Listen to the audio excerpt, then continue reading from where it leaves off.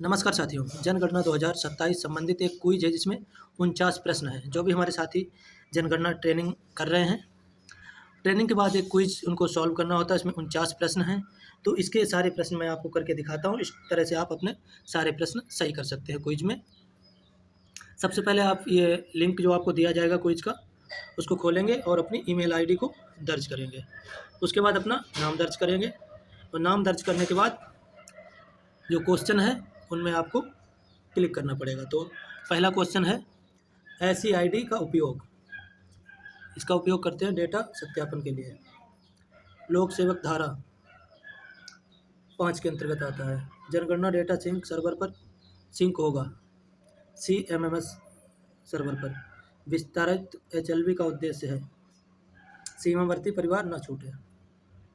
गलत location code डालना नहीं डालना है। संपादित ऐसी रिकॉर्ड कैसे टैग होगा, ये पर्यवेक्षक से।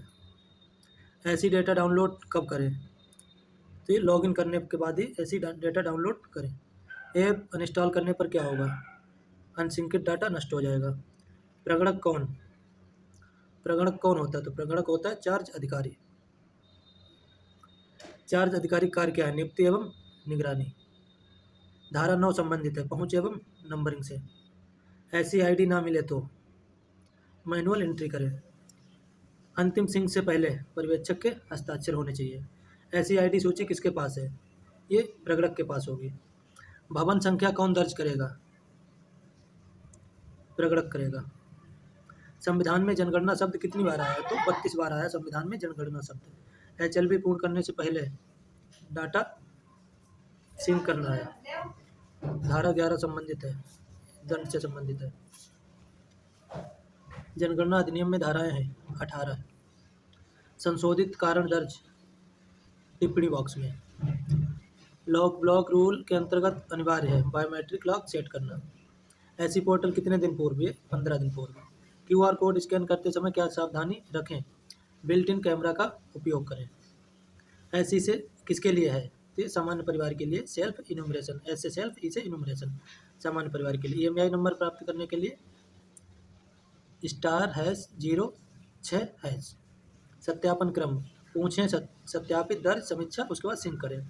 धारा 3 क्या कहती है, केंद्र सरकार जनगणना कराएगी। धारा 3 कहती है सार्वजनिक वाईफाई का प्रयोग नहीं करना चाहिए क्योंकि डेटा चोरी होने का खतरा है। चलो ऐप कितने डिवाइस में प्रयोग करें, ये सिर्फ एक डिवाइस में प्रयोग करें।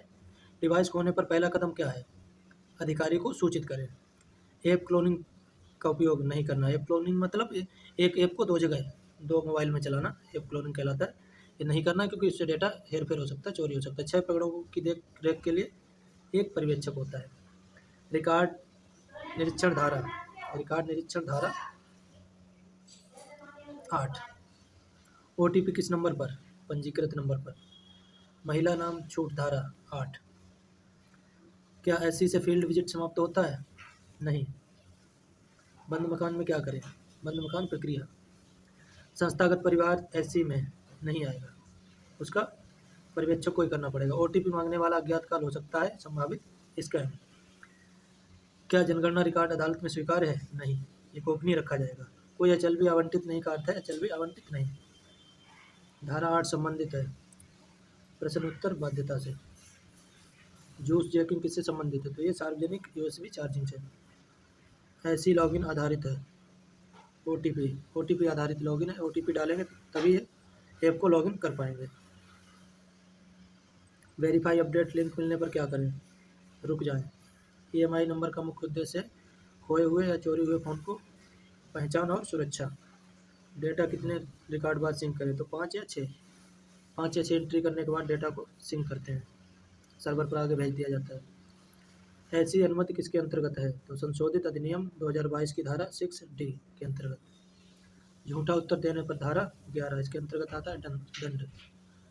तो ये हमारे क्वेश्चन है और हमने सभी कर दिए हैं और इसके बाद आपको दिखाते हैं रिजल्ट। 2 से 4 क्वेश्चन गलत होने की संभावना है, बाकी सही होंगे। आप भी इतने सही कर देते तो आपका जो टेस्ट आप पास आउट हो जाएंगे इसमें।